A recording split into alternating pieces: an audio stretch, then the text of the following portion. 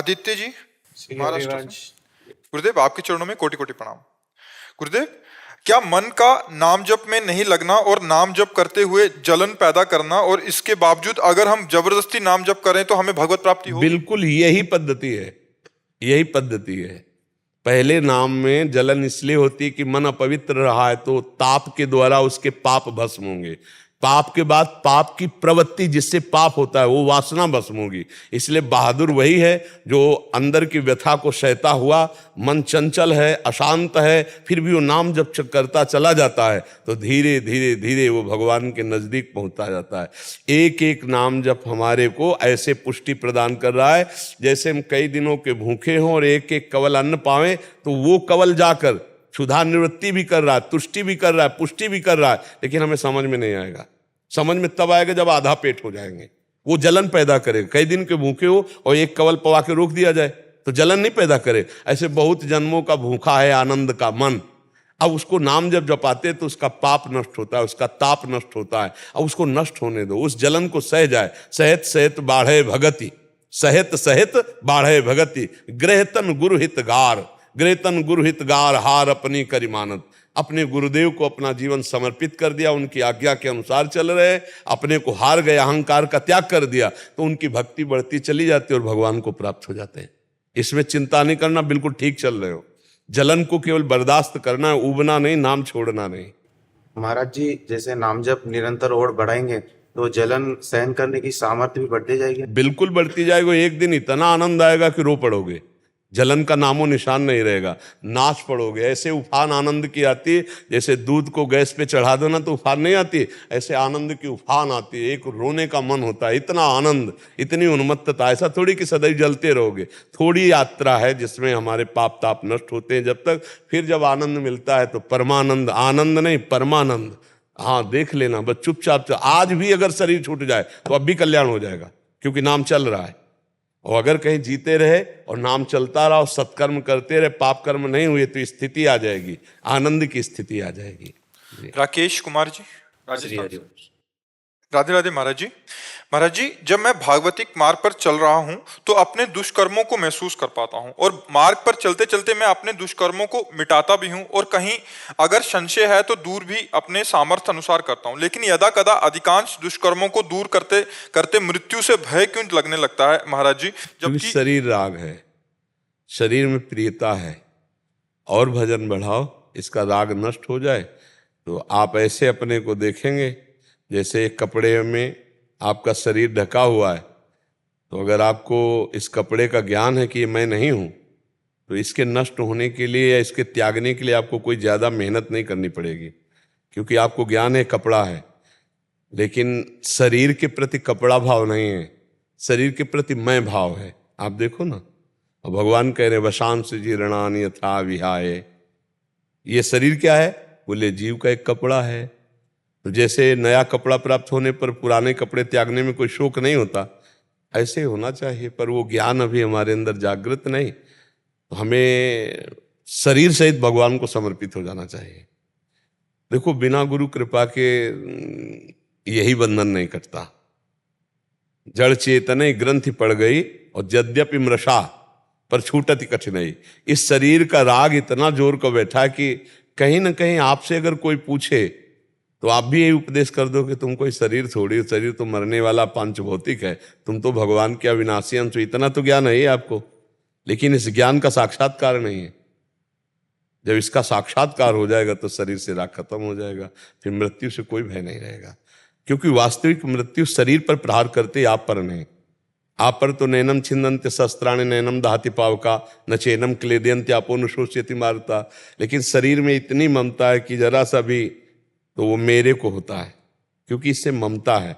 इसी की ममता नष्ट करना बड़ा कठिन है। उपदेश देना बहुत सरल है, लेकिन शरीर राग नष्ट करना बहुत कठिन है। नहीं, अब जैसे अभी मरने की कोई सूचना आ जाए कि किडनी फेल है या कैंसर इस सीमा, तो होश उड़ जाएंगे? नहीं उड़ जाएंगे। ईमानदारी से देखो, अभी सब भजन की बातें भूल जाओगे, बस ये होगा कि कोई उपाय करो जिससे ये ठीक हो जाए, और शरीर राग खत्म हो गया। भगवान के चरणों की भक्ति से शरीर राग खत्म हो गया, तो अब नौकर की तरह काम करवा रहे हैं इस शरीर को, कि जैसे बेईमान नौकर भागेगा तो जितना काम करवा लो उतना करवा लो, चल भगवत चर्चा कर, भगवत नाम गुणगान कर, क्योंकि पता है छूटेगा, आज नहीं तो कल छूटेगा। तो ये बेईमान है, धोखेबाज है। अब इससे जितना कमा लो, जितना दूसरों का सुख कर, इस शरीर का राग मिट जाए बस। ये वो अनुभव तभी होगा जब खूब भजन किया जाए। वो बातों से नहीं होगा, भजन से हो। जितना भजन करोगे धीरे धीरे शरीर का राग मिटता चला है। शरीर ही का राग तो आवागमन कहे तो यही राग नष्ट हो जाए, सब ठीक हो जाएगा। खूब नाम बढ़ाओ और नाम बढ़ाओ, जितना नाम जब बढ़ाओगे उतने आपके अंदर सुंदर ज्ञान होता चला जाएगा। ये हमारी बात मान लो। जो नाम जप नहीं करते हैं वो कुछ भी पढ़ लिख ले, वेदांत पढ़ ले, गीता कंठस्थ कर ले, तो इससे शरीर राग नष्ट नहीं होगा। शरीर राग अध्यात्म शक्ति से होगा, और वो होगा मामनुष्मर। भगवान ने कहा युद्ध च, मेरा स्मरण करो गीता में कहा, और अपना कर्तव्य कर्म करो। युद्ध माने कर्तव्य, कर्तव्य कर्म करते हुए भगवत भजन करते रहो, शरीर राग नष्ट हो जाएगा, मृत्यु का भय नष्ट हो जाएगा। नहीं तो सबको रहता है मृत्यु का भय, नहीं रहता। बातें चाहे जितना बनाए ले, मृत्यु का भय सबको रहता है। लेकिन ऐसे ऐसे धर्मात्मा पुरुष हुए हैं जिनको मृत्यु का भय नहीं रहा। सामने मृत्यु खड़ी है एक तरह से समझो। अब विपक्ष विधर्मी कह रहे कि अपने धर्म को मेरे स्वीकार कर, थूक दिया मुंह पे थूक दिया, है राम राम राम, तो आरा चलवा दिया ऐसे धीरे धीरे धीरे चौराहे पे खड़े होके। आरा चलवाना बर्दाश्त किया, लेकिन विधर्म को स्वीकार नहीं, अधर्म को स्वीकार नहीं किया। तवा पे, गरम तवा पे तपता हुआ लाल, उस पे गुरु अर्जुन देव जी को विराजमान कर बैठाल दिया। ऊपर से तपती हुई बालू डाल है। कह रहे हैं अधर्म, विधर्मी लोग कह रहे हैं स्वीकार करो इसे।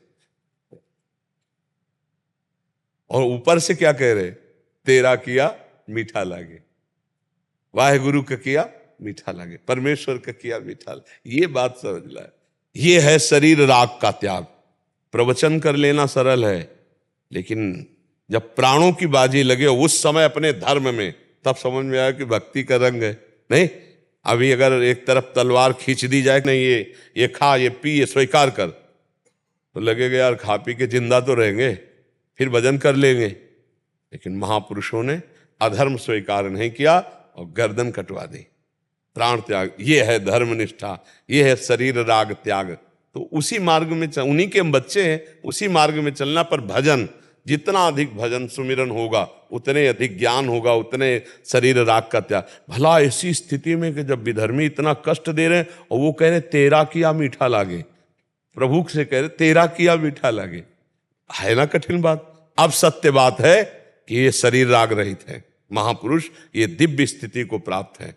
तो ऐसे ये भजन उनके द्वारा जो दिया गया है, गुरुजनों के द्वारा, यदि हम भजन करें तो हमको भी उनकी कृपा से ऐसी स्थिति प्राप्त हो जाए। पायल मलिक जी सागर से। राधा राधा महाराज। राधे राधे महाराज जी। महाराज जी, मैं कर्नाटक में गुरु शिष्य परंपरा से शास्त्रीय संगीत गुरुकुल में सीख रही हूँ। महाराज जी, मैं जब भी शास्त्रीय संगीत करती हूँ तो क्या कोई राग जो हम गाते हैं उस राग के शब्दों में राधा नाम का जाप करने से भगवत प्राप्ति हो सकती है? मैं जब भी राधा नाम लेकर कोई गाना राग गाती हूँ तो मुझे बहुत अंदर से रोना आता है, क्योंकि राधा नाम सुधा रसम, ये प्रेमामृत प्रकाशित करने वाला नाम है।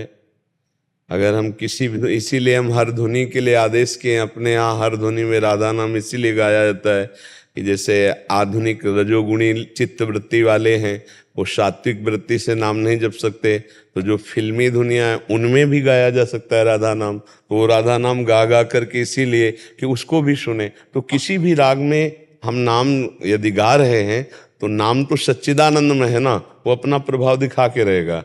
जैसे हम भाव से, कुभाव से, जबरदस्ती, श्रद्धा से आग को छुएं तो आग में दाहिका शक्ति वो जला देती है। ऐसे ही नाम में तारण शक्ति है, पापनाशक शक्ति है, आनंद प्रदायनी शक्ति, भगवान को अधीन करने वाली शक्ति। भाव कुभाव अनख आलसहु, नाम जपत मंगल दिश दशहु। तो यदि हम किसी राग में फंसा लें तो और ज्यादा नाम जप होगा कि गुनगुनाते हुए राधा नाम को हम, तो राधा नाम भगवत प्राप्ति तो करा ही देगा, इसमें कोई चिंता की बात थोड़ी है। खूब नाम जपो, अंतराय ना रह जाए, निरंतर नाम जपने लगो, तब भगवत प्राप्ति की योग्यता आ जाती है। दिव्या गुप्ता जी इंदौर से। राधा राधा गुरु जी। राधे राधे महाराज जी। महाराज जी आपके चरणों में कोटि कोटि प्रणाम।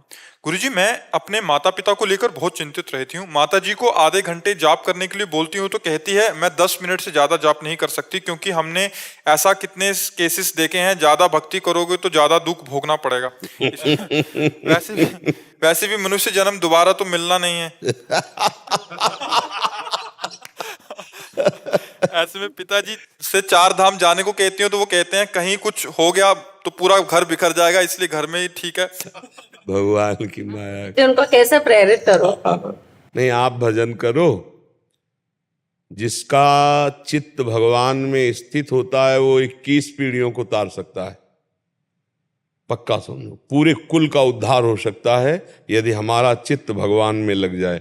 निरंतर नाम जप करे तो जैसे हमारे पास धन हम किसी को दे सकते हैं, ऐसे हमारे पास नाम रूपी धन है, माँ को दे सकते हैं, पिता को दे सकते हैं, परिवार का कल्याण कर सकते हैं। तो वो 10 मिनट जपे, जपने दो, वो कहीं ना जाए कोई बात नहीं। आप नाम जप करो और उस नाम जप को दे दो अपने माता पिता को, तो उनका कल्याण हो जाएगा। मेरे नाम जप करने से उनका उद्धार हो? पक्का उद्धार हो जाएगा। 21 पीढ़ियां तर जाती है, तो वर्तमान में है 21 पीढ़ियां तर जाती हैं। जहाँ सो कुल धन्य उमा सुन जगत पूज्य सुपनीत, वो कुल का कुल पूरा धन्य हो जाता है जो भगवान का नाम जपने वाला कोई बालक या बालिका पैदा हो जाए। जरूरी थोड़ी कि पुरुष ही अपने कुल का उद्धार करता है, नहीं। एक से एक महाभागवत हुई है, माताएं बहनें एक से एक महाभागवत हुई। को भजन करो, भजन करके माता पिता को दे दो, उनकी बुद्धि शुद्ध होगी, भगवान कृपा करेंगे ना। आप उसमें प्रशांत पाठक जी। राधे राधे जी महाराज जी, आमतौर पर देखा गया है कि लड्डू गोपाल जी के जन्माष्टमी पर बहुत से अधिक भक्त केक काटते हैं और जन्मदिन मनाते हैं। बेकरी का केक शुद्ध नहीं होता महाराज जी, काफी अशुद्धियां होती हैं। ऐसे में ये सर्वथा उचित नहीं है कि इसके लिए क्या होना चाहिए महाराज जी? पश्चिमी सभ्यता का क्या होता है कि वैष्णव पद्धति का तो ज्ञान है नहीं, किसी गुरु परंपरा से जुड़े ना जुड़े, बाजार से गोपाल जी खरीद लिए, घर में जो मन माया सो मनमानी कर रहे हैं। पर अच्छा इसलिए हम कह देते हैं कि किसी भी तरह से वृत्ति भगवान में जुड़े, किसी भी तरह से, तो वो वृत्ति भगवान में जुड़ने का उनका कल्याण शुरू हो जाएगा, उनका मंगल शुरू हो जाएगा। पर जो ये दोष हैं जो नहीं होने चाहिए, वो इसलिए कि किसी गुरु परंपरा से, किसी महापुरुष के द्वारा गोपाल जी दिलाए जाएं, फिर उनकी सेवा पद्धति बताई जाए, फिर वैष्णव पद्धति से चले तो बात अलग है। अब आजकल अपवित्रता ही अपवित्रता बढ़ रही है। आप देखो साधारण भोजनों में अपवित्र पदार्थ निकलने लगे हैं। अब हम कैसे ठाकुर को स्नान करवाएं, क्या ठाकुर का भोग लगाएं, बड़ी अपवित्रताएं बढ़ रही हैं। तो जहां तक हो सके तहां तक पवित्रता का, अब बेकरी आदि में जैसे ये जो बनते हैं चीजें, हमें लगता है किसी किसी में अंडा आदि भी पड़ते होंगे, रहता है ना। हाँ, तो अब जिन लोगों को पद्धति नहीं मालूम है तो मनमानी करते हैं। तो पर हम कहीं ना कहीं ये कहते हैं कि अगर थोड़ा और सुधार कर लिया जाए तो यही भगवत मार्ग हो जाए।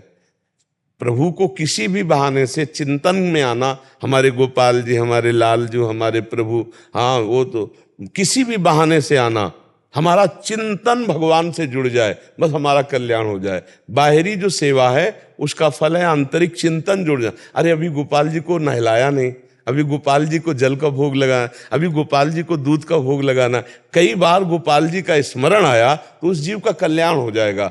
हमारे तो लगता है कि अगर थोड़ी सावधानी रख दी जाए तो यही भगवत मार्ग पुष्ट हो जाए, यही भगवान की प्राप्ति का बन जाए।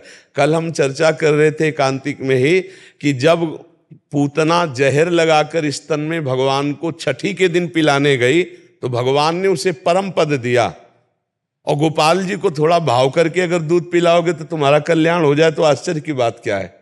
पर अब जैसे अभक्ष पदार्थ हैं वो अपने घर में आप बना लो, जो पवित्रता से अगर एक रोटी और उसमें जरा सा घी लगाकर थोड़ा बूरा रख करके गोपाल को खवा दोगे, बहुत राजी हो जाएंगे। गोपाल कोई साधारण बालक थोड़ी है, गोपाल तो अखिल कोटि ब्रह्मांड नायक परात्पर ईश है। उनके लिए नाम कीर्तन करो, उनके लिए ये उत्सव मनाओ कि सुंदर सुंदर पकवान बनाओ और लालजू को भी पवाओ और 2-4 पड़ोस के भी लोगों को पवाओ, संतों को पवाओ, तब तो उत्सव। खूब नाम कीर्तन करो, कथा करो, भोग लगाओ, संतों को पवाओ, आप पाओ, ऐसे कर। किसका प्रश्न था? हमारा था बस यही संदेश आपके जरिए जो है देना चाह रहे थे। हाँ बिल्कुल। हाँ बिल्कुल बिल्कुल बात सही है। अरे जी, इसमें एक और चीज कहना चाह रहे थे। जैसे आपने बहुत सुंदर भाव बताया कि वात्सल्य भाव होता है, जैसे माँ का वात्सल्य भाव होता है अपने पुत्र के प्रति, वैसा ही भाव रखेंगे लड्डू गोपाल में तो एक वो लक्ष्य की प्राप्ति हो जाएगी, भगवत प्राप्ति हो जाएगी। महाराज जी, आजकल बहुत जगह ऐसा हो रहा है कि लड्डू गोपाल जी तो ले लिए, वो भाव में टच नहीं है, बट वो उसी में जूठे हाथ लगा रहे हैं, कहीं भी उनकी टोकरी को हाँ, रख रहे हैं, कोई क्योंकि भी डलिया लेके उसका चल रहे हैं। कारण क्या है, वो गुरु परंपरा से जुड़े नहीं हैं, वो वैष्णवों से जुड़े नहीं, तो सेवा पद्धति जानते नहीं, तो ऐसे। पर हमें लगता है, हमारी भावना, कि वो कुछ नहीं जानते, इतना तो जानते भगवान कृष्ण ये हैं और गोद में मैं भगवान को लिए हुए हूं। इतने से भी वो रीझ जाते हैं, बहुत कृपालु है, वो रीझ जाते हैं। हमें उनकी रीझन पर विश्वास है कि जीव किसी भी तरह, वो बेचारे हैं, वो नहीं चाहते हैं, लेकिन अपरस का ज्ञान होना कि क्या अमनिया है, क्या प्रसादी है, क्या जूठा है, क्या अनूठा है, कितना अपवित्रता, कितनी पवित्रता, इसका ज्ञान उनको नहीं, पर इतना ज्ञान जरूर है कि हम जिनको गोद में लिए वो कृष्ण हैं, वो भगवान हैं। यही बात उनके उन्नति का कारण बन जाएगी। एक दिन उनको सत्संग मिलेगा और एक दिन उनके विचारों की शुद्धि होगी और एक दिन वो निश्चित भगवान के सही मार्ग के पथिक बन जाएंगे। इस मार्ग में सबसे बड़ा लाभ ये कि झूठा खेले साचा होए। यहां झूठे से भगवान से जुड़ जाओ तो सच्चाई में जुड़ जाओगे।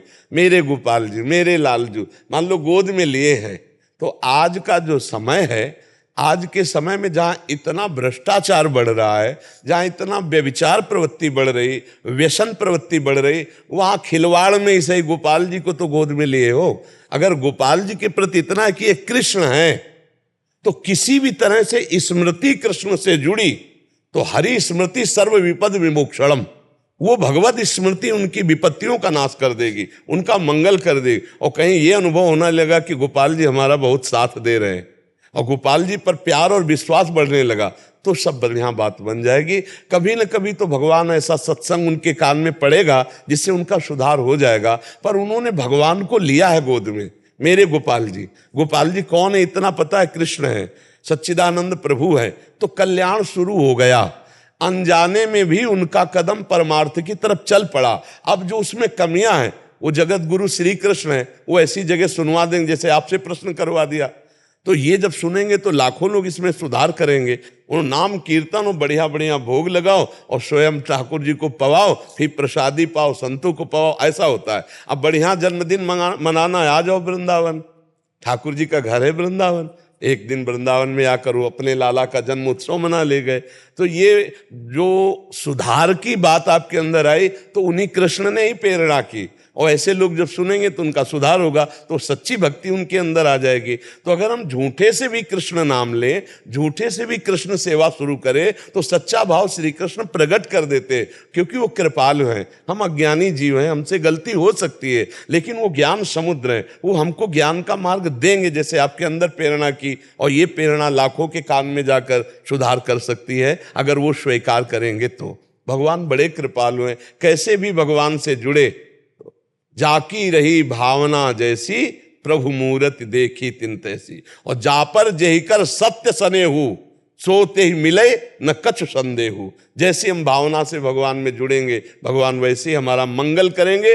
अमंगल तो हो नहीं सकता, अमंगल तो नहीं हो सकता। भगवान का अपराध भी बन जाए तो अमंगल नहीं हो सकता। अपराधियों को भी परम पद दिया है भगवान ने, जिनको मारा उनको परम पद दे दिया।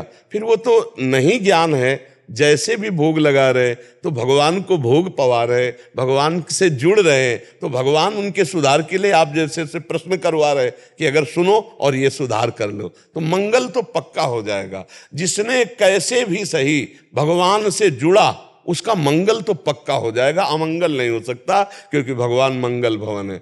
हम विनोद की भाषा में कहें तो सूर्य भगवान की ताकत नहीं कि अंधेरा दिखा सके, ऐसे ही भगवान की ताकत नहीं कि अमंगल कर सके।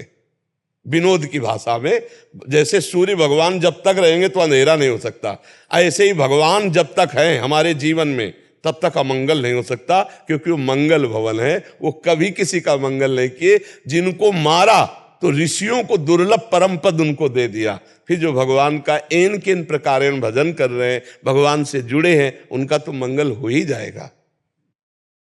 कब से आप संन्यास वेश में हो? मैं तो महाराज संन्यास संन्यास में नहीं थे। तो लाल वस्त्र क्यों धारण किए हो नीचे? ये जो है महाराज साथ में रखे हुए तो बिना संन्यास के लाल वस्त्र क्यों धारण? हो गए हैं। तो संन्यास लिया है कि बिना संन्यास के लाल वस्त्र?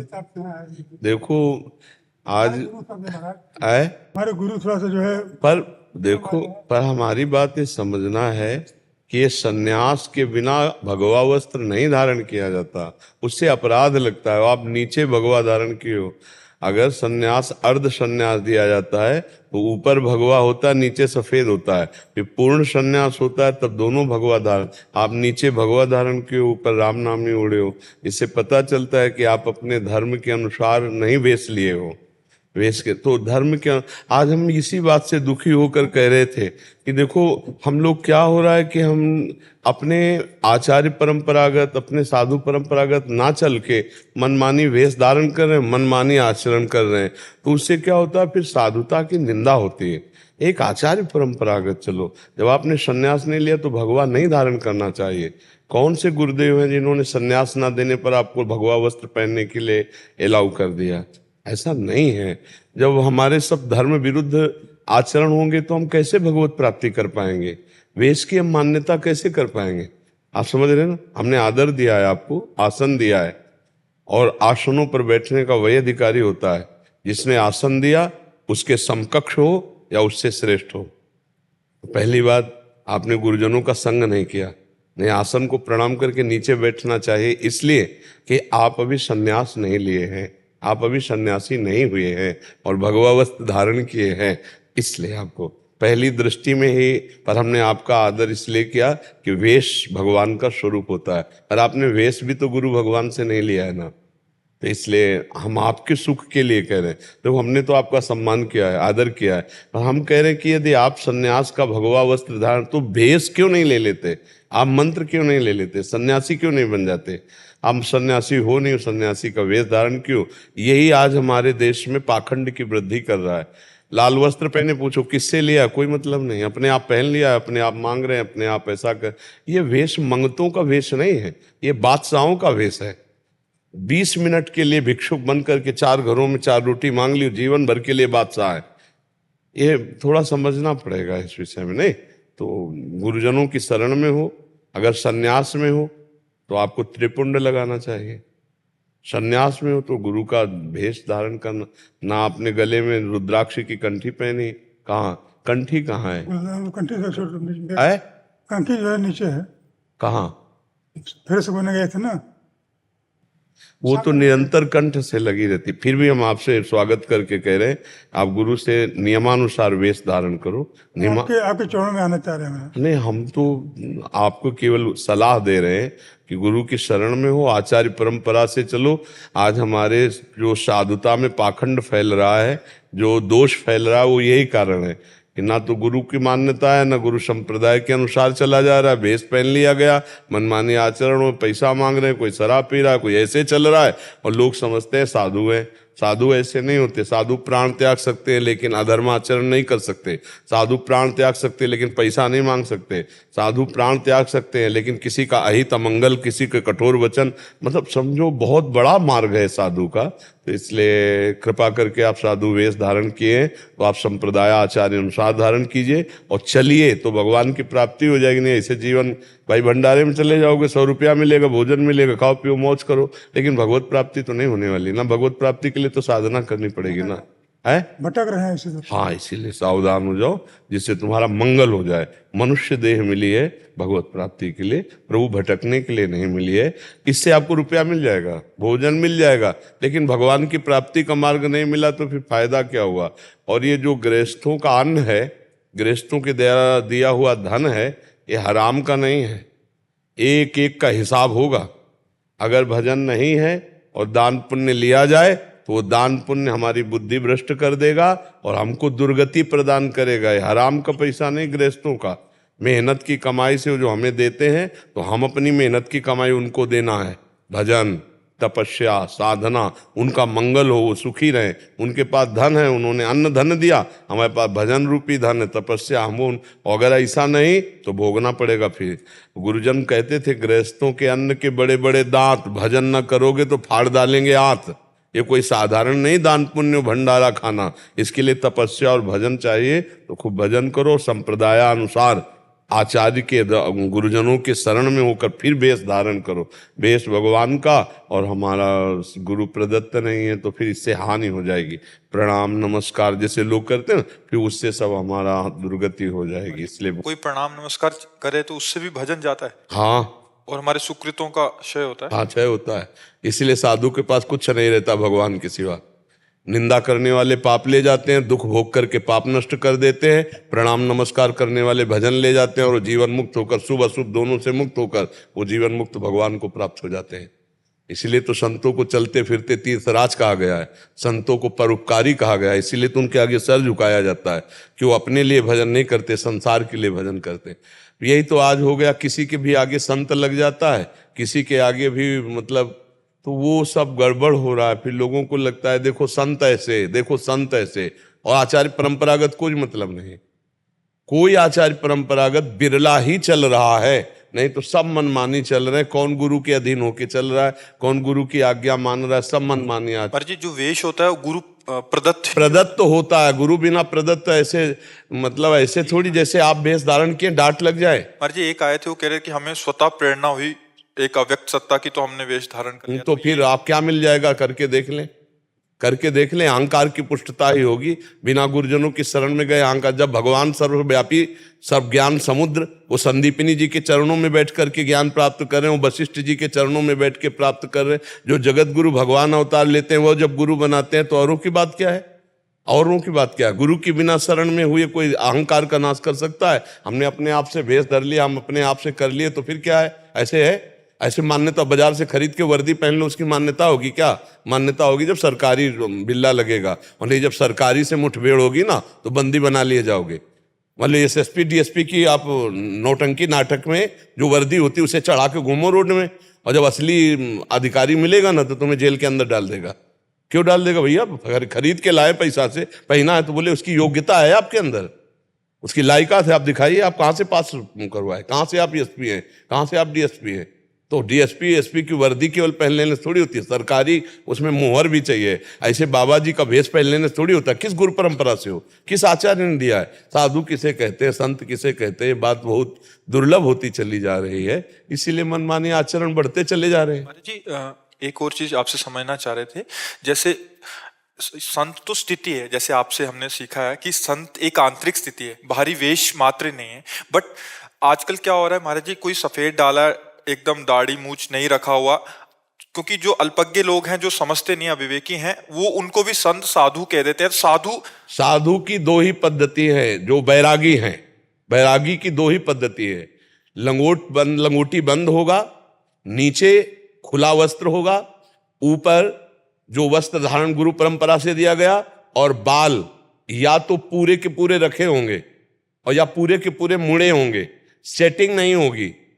ये नहीं कि दाढ़ी मुछ मुड़ा लिया बाल रखे हुए हैं, ऐसी कुछ नहीं होता। या तो पूरे शरीर के बाल रखे हुए हैं और या तो पूरे शरीर के बाल मुंडन करवाए हुए हैं। 2 महीने में मुंडन का विधान है और आजीवन बाल रखाने का विधान है। 6 महीने 12 महीने 12 साल जितना चाहो उतना आप रखा लो। तो जैसे है तो पूरे रखे हुए हैं, और मुंडन तो फिर पूरे का मुंडन हो गया। ये सेटिंग नहीं चलती बाबागिरी में। महाराज जी जैसे कोई ग्रस्त मतलब सदग्रस्त है, ब्राह्मण है और भागवत करते हैं और भागवत आदि जाते हैं, बट उनको भी सब जन संत जन ही कहते हैं। संत आए, भगवत लीला गुणगान करने वाले, भगवान नाम जप करने वाले, भगवत आराधना करने वाले भक्त बहुत है।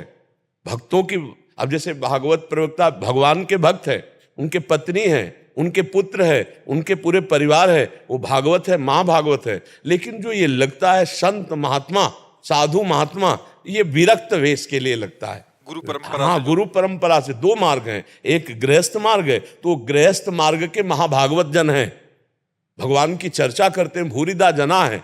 पर जो संत परिपाटी है, जैसे सन्यास मार्ग है, तो ये मार्ग में ये बात चलती है कि ज्ञान मार्ग में जो है वो वो गेरुआ वस्त्र और इस हाँ, और जैसे वैष्णव में विरक्त है तो इस तरह से, सफेद में हाँ, इस तरह से पीले या सफेद वस्त्र ऐसे धारण किए हुए हैं। बकाया संत शब्द जो है लंगोटी बंद वैरागी के आगे लगता है, जो भगवान अनुराग में, और जो गृहस्थ में है वो भगवत प्रेम में डूबे हुए महात्मा जन है। वो चाहते भी नहीं कि हमें कोई संत कहे, वो चाहते भी नहीं है कि हमें कोई संत कहे, कोई महात्मा कहे। अब ऐसा विरक्त वेश की मर्यादा को रखना बहुत कठिन हो गया है, बहुत कठिन। बाल बहुत सेटिंग से हैं, रोज दाढ़ी और मुछ चिकनी की जा रही है, हम उसको क्या कह सकते मतलब हैं? ऐसा नहीं हो सकता। नहीं, नहीं हो सकता। परिपाटी नहीं। या तो मुंडन पूरा और या तो फिर दाढ़ी। गृहस्थ में ऐसा है, गृहस्थ में ऐसा कर सकते हैं। जिनके आगे जो विरक्त वेश में नहीं, निवृत्ति मार्ग में नहीं है, गृहस्थी में है, हम लोग कथा कर रहे हैं, तो वो बात उनकी ठीक हो, कैसे भी रह सकते हैं। गृहस्थी में उनका एक अलग विधान है। लेकिन विरक्त जहां संत लगा है वहां दो ही पद्धतियां हैं, या तो पूरा मुंडन करा ले और या फिर बाल रखाए रखे। लंगोटी बंद होना चाहिए, जो गुरु परंपरा से वेशभूषा मिली वो वेशभूषा होनी चाहिए। तो प्रायः जो संत लगता है वो निवृत्ति मार्ग परक बहुत ऊंची स्थिति के महापुरुषों के आगे लगता है। आजकल छोटे छोटे बच्चे भागवत कर रहे हैं, मतलब केवल सीखा ही है भागवत और अपने आगे ऐसा, तो अब फिर वो होता है कि बाबा, महाराज जी ऐसा ही होता है, अमुक बाबा, अमुक संत। अब किस बात के बाबा है? बाबा संत लगता है जो विरक्त है, जो विरक्त निवृत्ति मार्ग परक है। निवृत्ति मार्ग परक तो है नहीं। ये दोनों का भेद नहीं समझ आ रहा। हाँ, तो इसीलिए तो फिर जब गालियां पड़ती हैं तो फिर पूरे संतों को गालियां पड़ती है। किसी के आगे भी तो ये आचार्य परंपरा से गृहस्थ का जो आश्रम है उसका ये गुरु आश्रम है, विरक्त मार्ग, संन्यास मार्ग। तो कोई किसी भी गृहस्थ के पास जा, चाहे जितना बड़ा गृहस्थ हो, चाहे जितना जगत पूज्य हो, जब संत भगवान पधारेंगे तो उनका आदर करेंगे, उनका चरणोदक उतारेंगे, उनको नमन करेंगे, ऐसा करेंगे। अब जैसे अब यहाँ कोई गृहस्थ महाभागवत आता है, हम उसको प्रणाम करते, नमस्कार करते, पर उनकी पद्धति होती है कि हमसे श्रेष्ठ है, ये विरक्त मार्ग के पथिक है। जो भी आते हैं आप उसको दंडवत करते हैं, बट आप भी। हाँ, तो विरक्त मार्ग का भाव है। निवृत्ति मार्ग जो है वो गृहस्थ आश्रम का गुरु आश्रम माना जाता है, तो शुरू से चला आ रहा है ऐसा। तो आचार्य परंपरा से चलना चाहिए, गुरु परंपरा से चलना चाहिए। संत सब जो भगवान में चित्त जोड़े हैं, निरंतर संसार के राग से रहित हैं, वही संत हैं। अब लड़का बच्चा परिवार सबका पोषण हो रहा, जब मन आया पैजामा कुर्ता पहन लिया, पैंट शर्ट पहन लिया, जब आया और इसके आगे बाबा लिखा जाता है, संत लिखा जाता है, तो ये मतलब नहीं ठीक है, ऐसा नहीं ठीक है। आप भगवान के कथा करने वाले हैं तो आपकी महिमा तो वैसे ही भूरिदा जना है, आप वैसे ही संत लिखने का, आप तो संत स्वभाव है, खुद भगवत स्वरूप है। अब जैसे श्री सुखदेव जी कथा कर रहे हैं, अबे महान परम संत वैरागी, गर्भ से ही वैराग्यवान है। अब जब गृहस्थ से कथा के तो महाभागवत हैं, आप भगवान की चर्चा करने वाले हैं, पर संतों का आदर सदैव महाभागवतों ने किया है। संतों का आदर, वो अपने आगे कोई संत भी होने पर वो अपने को संत नहीं कहेगा। जब आप उससे कहो तो एक है, हम जैसे अधम जीव भला संत कहाँ हो सकते हैं, ये तो संतों के हम चरणों के आश्रित है। साधुता एक अलग मार्ग। महाराज जी एक दो चीजें आपसे कुछ शब्दावली समझना चाह रहे थे। महाराज जी दंडी स्वामी क्या होता है? दंडी स्वामी, हाँ, जिन्होंने आद्य गुरु भगवान शंकराचार्य के मार्ग में दीक्षा ली है और दंड धारण किया, वो नारायण का स्वरूप है, वो अग्नि स्वरूप है। मतलब कासाय वस्त्र धारण किए हुए संसार से वैराग्य को प्राप्त हुए, जिनका संसार में नारायण के सिवा, ब्रह्म के सिवा कुछ नहीं है। सर्वतो भावेन, मतलब बहुत ही कठिन मार्ग है संन्यास मार्ग। अर्थ त्यागी, स्त्री काठ की भी स्पर्श नहीं करना संन्यास मार्ग में, बड़ा नियम है। एक गांव में 3 दिन तक केवल भिक्षा, और उस भिक्षा में भी कई पद्धतियां हैं, बहुत संयम से चलना संन्यास मार्ग। महाराज जी ब्रह्मचर्य और महावाक्य क्या है? हाँ, जब हम नैष्ठिक ब्रह्मचर्य, वैसे ब्रह्मचर्य तो सबका आश्रम है, जो बाल्यावस्था से लेकर के और 25 वर्ष की अवस्था तक ब्रह्मचर्य रहकर फिर गृहस्थी में जाता है, या 20 वर्ष की अवस्था तक समझ लो, 20 वर्ष की अवस्था तक ब्रह्मचर्य लेकर गृहस्थी में जाता है, तो उसका संयमित ब्रह्मचर्य माना जाता है। फिर जो नैष्ठिक ब्रह्मचर्य, आजीवन ब्रह्मचर्य का नियम लिया, अब वो लंगोटी और सफेद वस्त्र में आ जाएगा, क्योंकि वो गृहस्थ में नहीं जाएगा। गायत्री अनुष्ठान, पितृ तर्पण, बलिवैश्य देव, त्रिकाल संध्या, ये नैष्ठिक ब्रह्मचारी का नियम। नैष्ठिक ब्रह्मचर्य के बाद फिर अर्ध संन्यास होता है, महावाक्य। जब महावाक्य गुरुदेव देते हैं तो सफेद कपड़ा नीचे को होता है, एक अपना प्रसादी वस्त्र कासाय दे देते हैं जो ओढ़ लिया जाता है।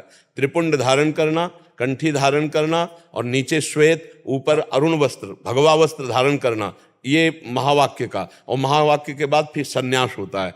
जो सन्यास दो प्रकार का होता है, एक दंड लेना और एक दंड त्यागी जो महापुरुष होते हैं, जो परमहंस कहे जाते हैं, वो भी सन्यासी ही होते हैं। पर ये जो आद्य गुरु भगवान शंकराचार्य जी के आचार्य कोटि में है, ये तीन महापुरुष जो है, जैसे सरस्वती लगता है, तीर्थ लगता है, आश्रम लगता है, ये दंड धारण करने वाले होते हैं। फिर आगे पूरी गिरी भारती कई तरह के महापुरुषों का 10 नामी भगवान शंकराचार्य जी के शिष्य, तो फिर उसमें सन्यास होता है।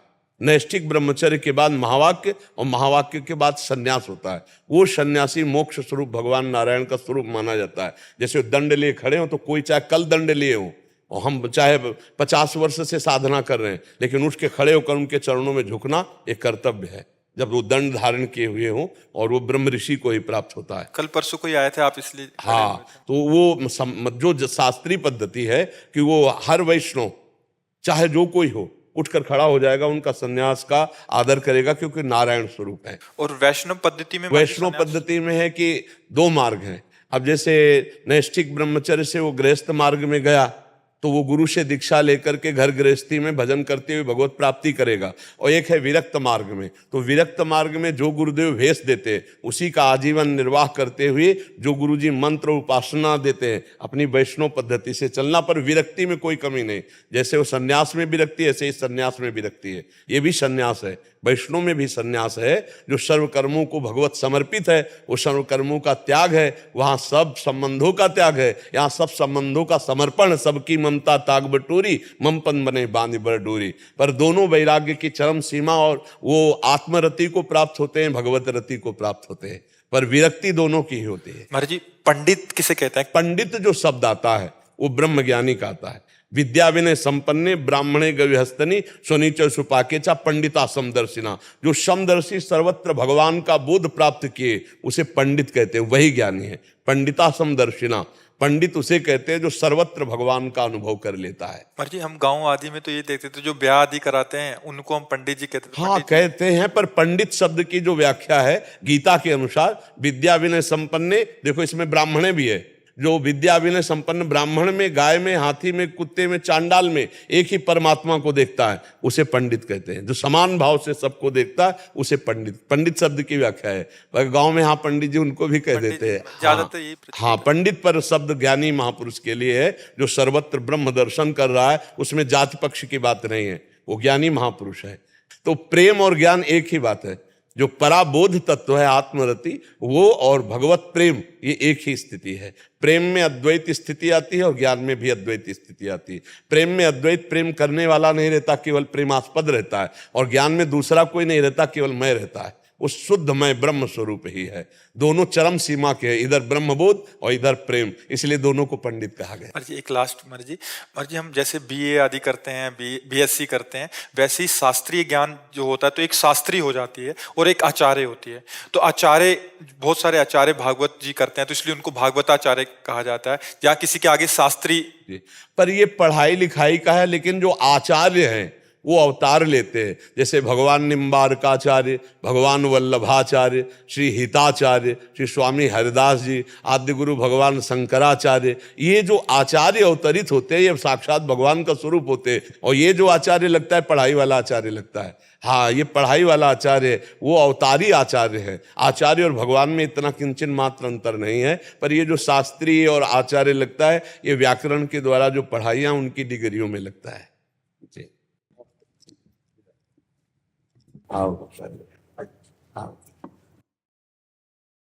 आसन दीजिए।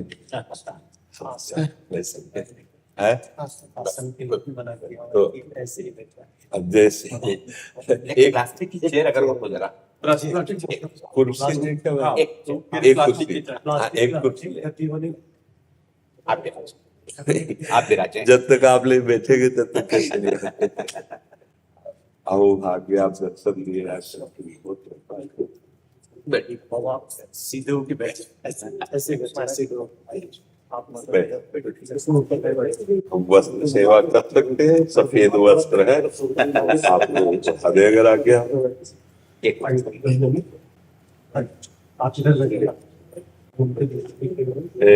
अपने इन बाल संतों को उड़ा दे। नहीं बस नहीं, महाराज जी को पहले तो उड़ा दे।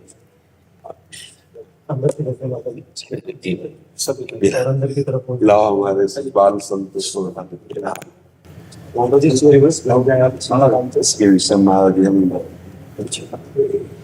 ये साजिद किया हुआ शिवलिंग ये जैन धर्म का वाफक है इसको क्या चलता है ये हमारे लिए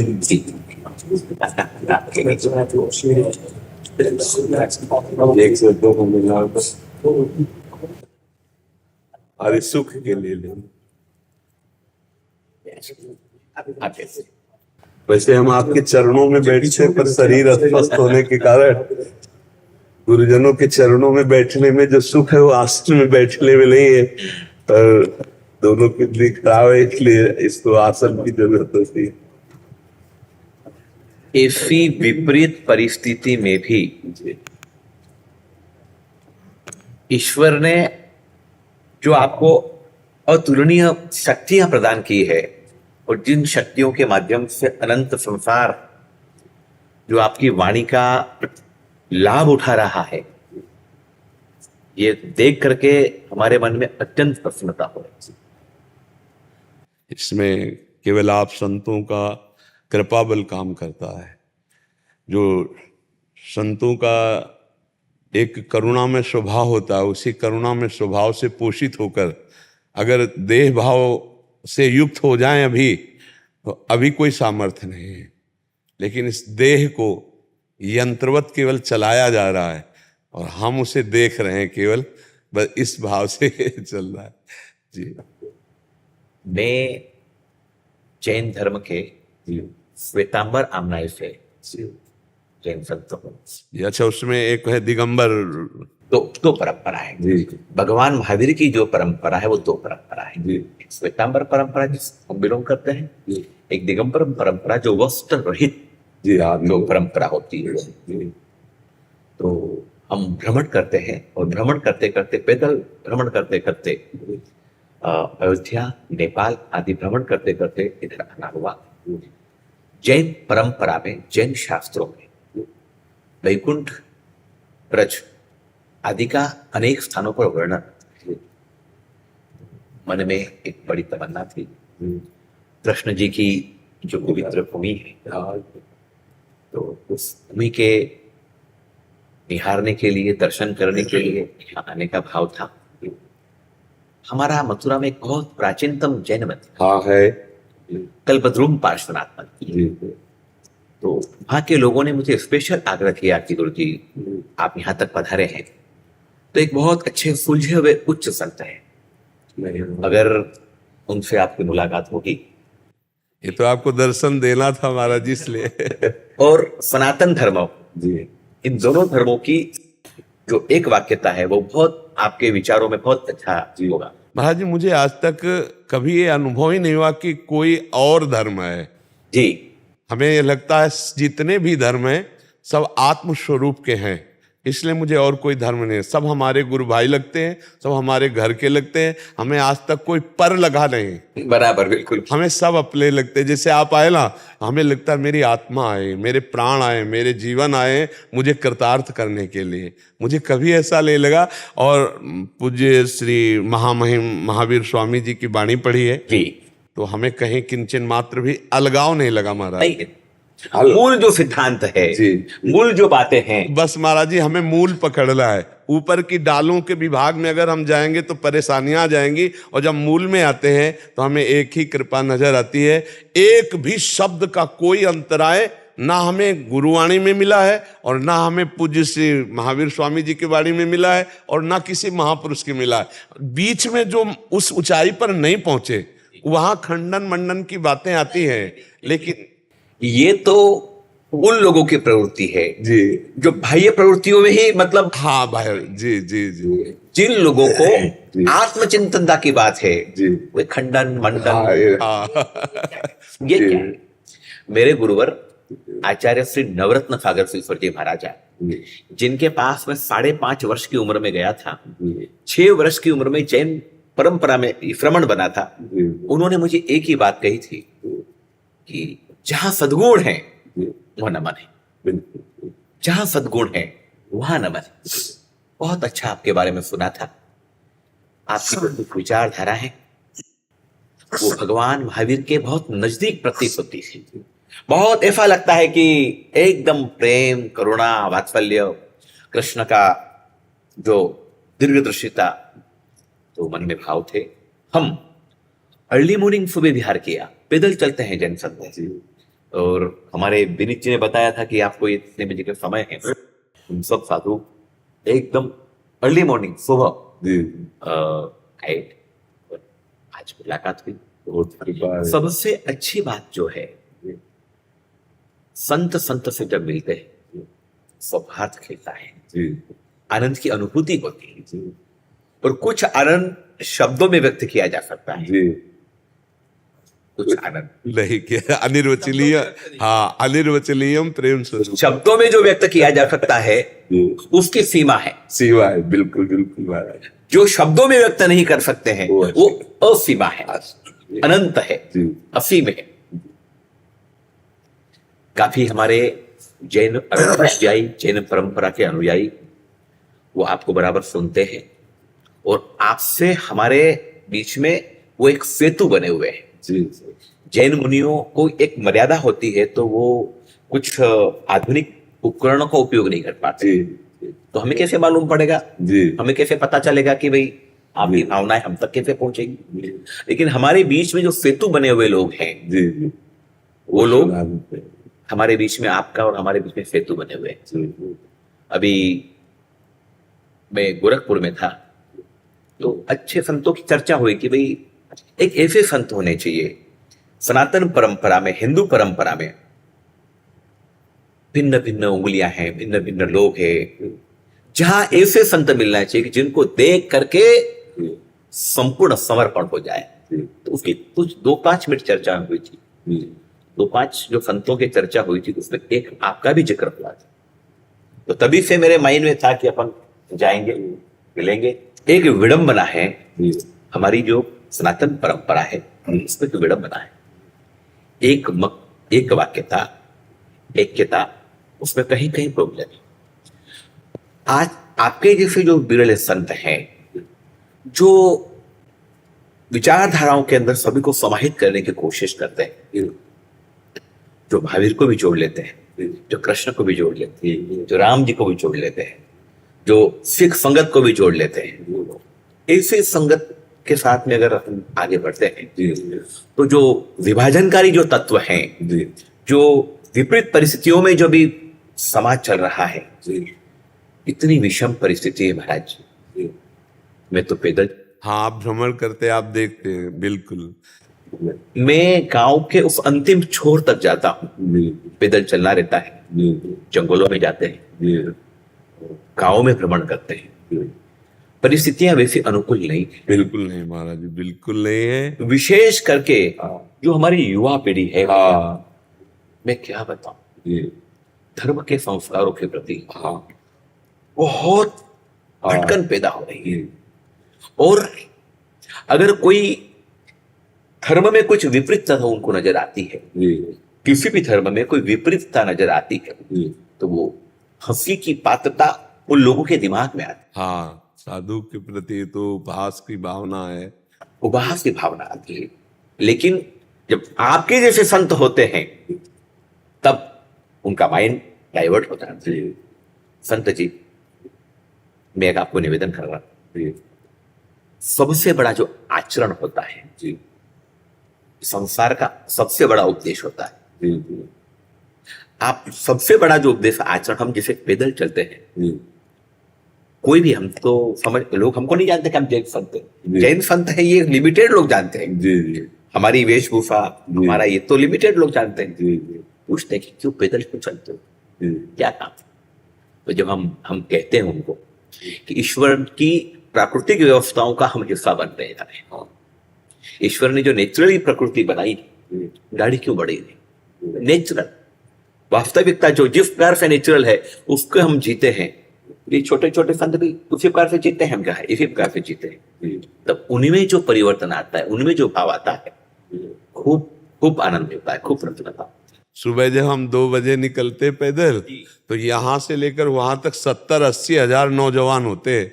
70-80 राधा राधा राधा।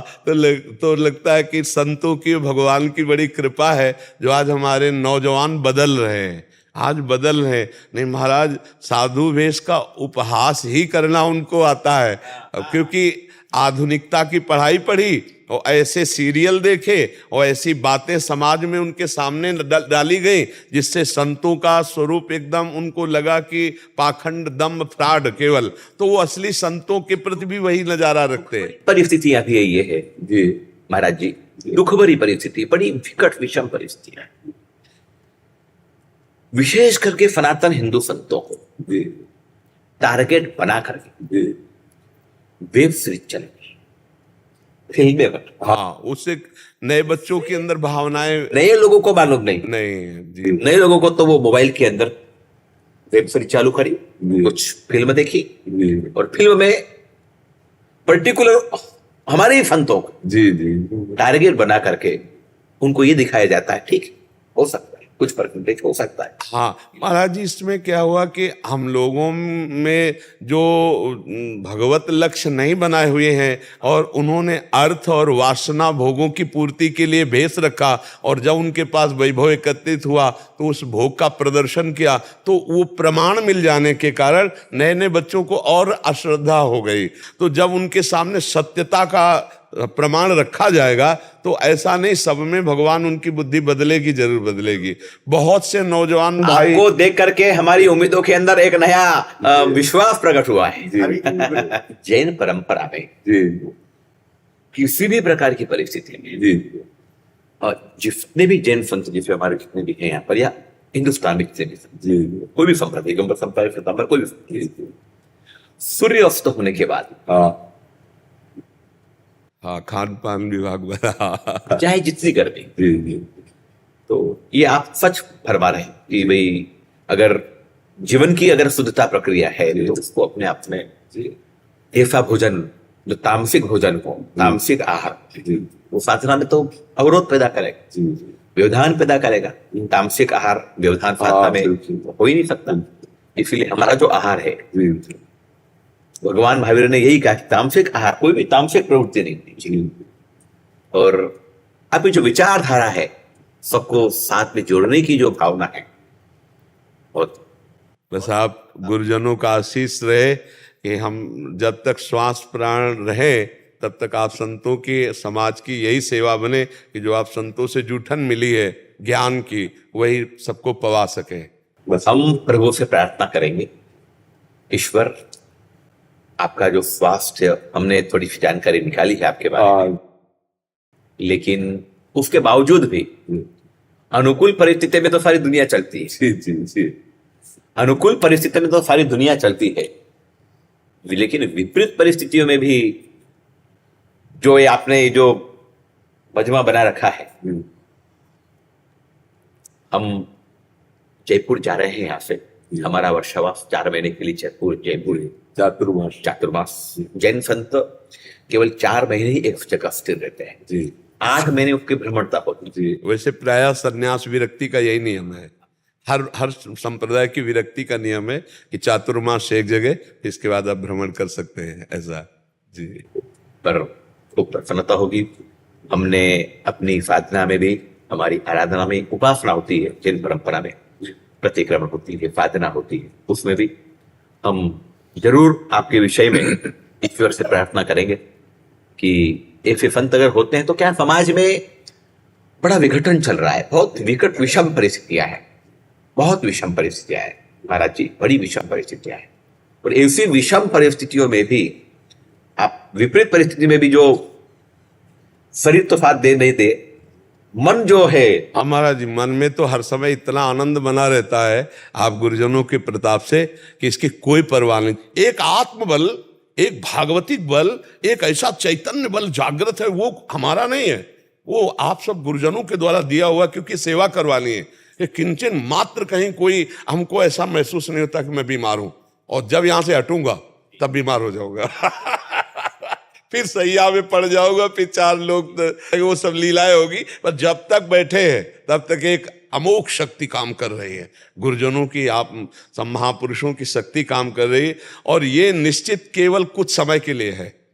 ये जो कभी कभी ऐसा होता है ना, तो ये भागवतिक लहर दौड़ती कुछ समय के लिए ऐसा होती है, वो कहीं भी किसी को निमित्त बना ले और वो अपना प्रभाव दिखाती रहती, भगवत वाणी अपना प्रभाव दिखाती रहती। जैन परिभाषा में एक शब्द आता है, तन में व्याधि, मन में समाधि। हाँ, ये बिल्कुल यही तन में व्याधि, मन में समाधि, जी, तभी लगेगी आत्म समाधि। हाँ बिल्कुल बिल्कुल। जब आत्मा की समाधि होती है, उसमें कोई तन तो ठीक है, तन में चाहे व्याधि हो, आत्मा में समाधि है, तो उससे दुनिया में और कोई सुख नहीं हो सकता। अगर तन व्याधि युक्त है और मन स्वस्थ है, बस स्वस्थ, बस बराबर हो गया। ये आनंद का विषय रहता है। तो बहुत कृपा हुई आपके दर्शन। जीवन में हमारा दोबारा यश आने का लग नहीं रहा है, क्योंकि हम पैदल चलते हैं। जी, पैदल चलते हैं, इसलिए जिंदगी में शायद मुझे नहीं लग रहा है कि हम दोबारा यहाँ पे आ पावे, क्योंकि हजारों किलोमीटर पैदल चल करके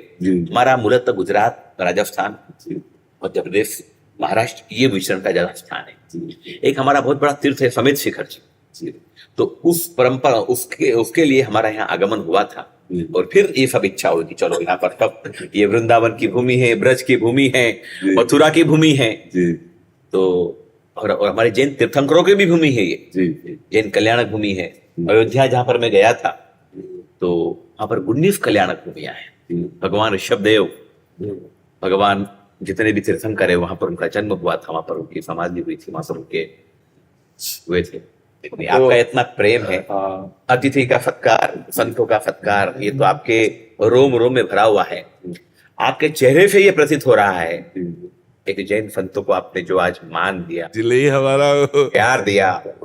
और एक और बात है कि ज्ञानी ज्ञानी से मिले, कह रहे ज्ञान की बात, बस वही बात होती है। जहाँ ज्ञान हो जाता है, फिर ये सब दूसरी बातें सब खत्म हो जाती है, वरना तो सब वो कहानियां चालू हो जाती है, वो भिन्न भिन्न प्रकार की बातें चालू हो जाती। पर आपका इतना स्नेह भाव है संत जी। छोटी सी बात करके मैं मेरी बात पूरी करूंगा। जब बात आहार की निकली तो बता रहा हूं, जैन संतों की सबसे महत्वपूर्ण अगर कोई धर्म को प्रचारित करने की प्रक्रिया है, तो वो आहार प्रक्रिया है। हमारा उपदेश तो सेकेंडरी, पर सबसे महत्वपूर्ण, हम जो आहार ग्रहण करने के लिए चाहते हैं, तो हमारे पात्र होते हैं। सारी सामग्रियां जो भी उनके लिए बनी हुई, अपने निमित्त से बनाए हुए का यूज नहीं करते हैं। उनके लिए जो बनाई हुई चीज होती है, उसमें से अपने अनुकूल, उसमें भी हमारे जो अनुकूल है, उनकी जो श्रद्धा भक्ति। और इतना लेना, गौचरी, गद्दाचरी नहीं। जितना सब ले ले ऐसा नहीं, एक सिस्टम होती है। तो उससे, उस प्रक्रिया से समाज के अंदर नास्तिक से नास्तिक व्यक्ति को भी एक बार तो मतलब सद्भाव ना बने। आपने हमें जो समय प्रदान किया है, ये मुझे समय प्रदान नहीं हुआ, ये समस्त जैन परंपरा को आपने समय प्रदान नहीं, हम सबके चरणों में। आज हमारे लाखों लोगों को जब ये पता चलेगा, लाखों समाजजनों को जब पता चलेगा कि संत श्री प्रेमानंद जी महाराज ने, आचार्य विश्वरत्न सागर जी और इनकी जो भेंट वार्ता हुई, जो प्रेम वार्ता हुई है, प्रेम वार्ता हुई है, प्रेम वार्ता जो हुई, तो इससे समाज में एक बहुत अच्छा समझ, बहुत अच्छा समझ। जैन कम्युनिटी एक माइंडेड, रिचेस्ट, ब्रिलियंट और राष्ट्र के लिए, देश के लिए निर्माण करने वाली कम्युनिटी है। तो उसके जो संत है, उसके जो मार्गदर्शक, उसके ऊपर जो संत रहते हैं, वो इनको मार्गदर्शित करते हैं। जब उन सबको पता चलेगा, तो ये आज हमें आशीष मिलेगा, ये पक्का है। प्रभु की कृपा होगी संत जी। इतने व्यस्तम समय में भी आपने हमारे सब भक्तों को समय दिया, आपने जो प्यार दिया, स्नेह दिया, पूरा हमारा जैन परंपरा जो है, हमारे हजारों साधु भगवंतों को जब ये पता चलेगा, तो खूब प्रसन्न होंगे, खूब प्रसन्न, खूब प्रसन्न। थोड़ा रास्ता बना दीजिए। एक अरे अरे बस बस